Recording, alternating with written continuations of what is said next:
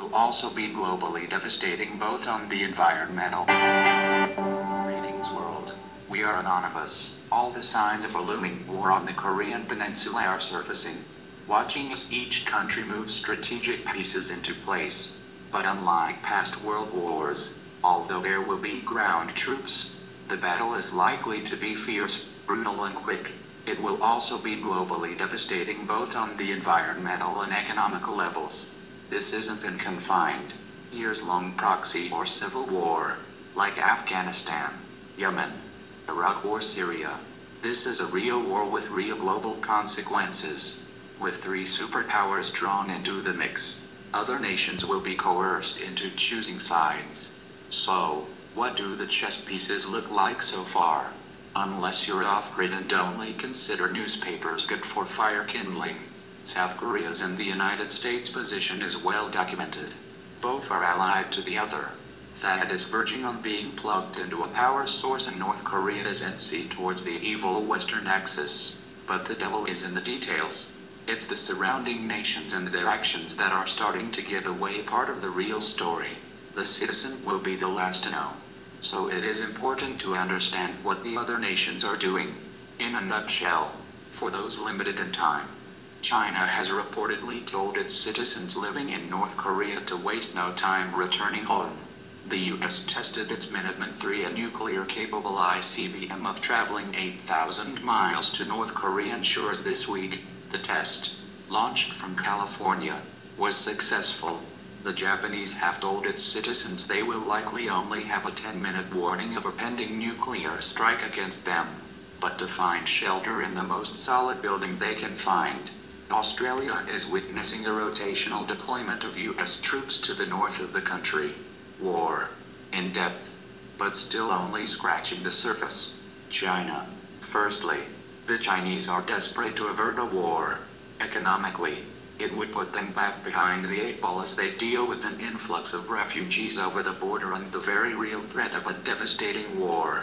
Only this week, after many pleas to both the US and North Korea to refrain from escalating already decades-high tensions, Chinese officials told them to stop irritating each other.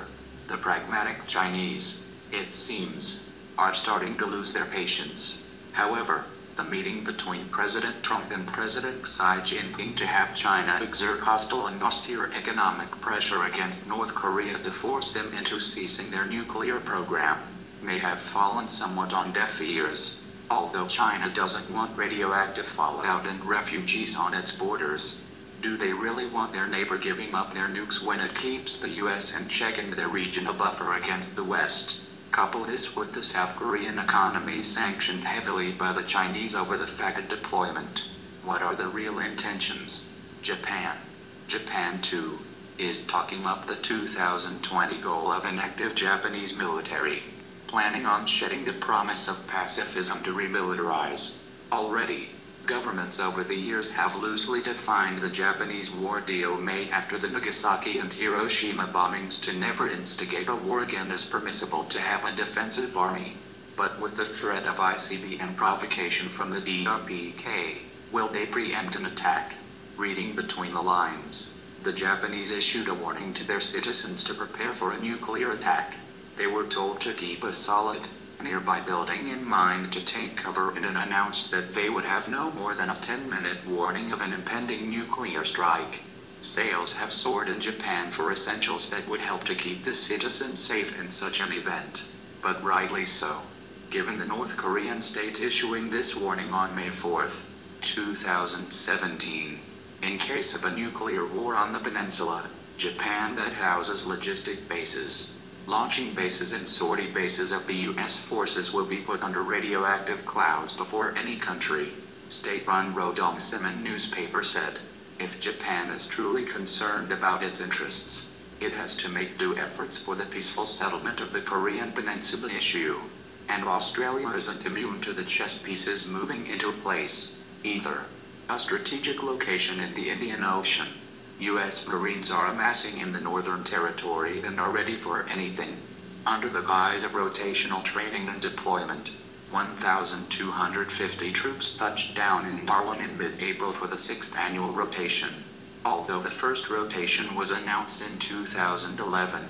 But 2017 will also see the largest fleet of military aircraft arriving.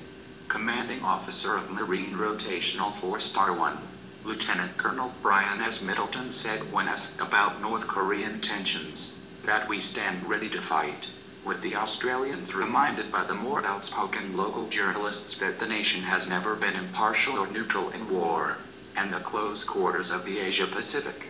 The reminder is sobering. But this doesn't mean outright war, not yet anyway.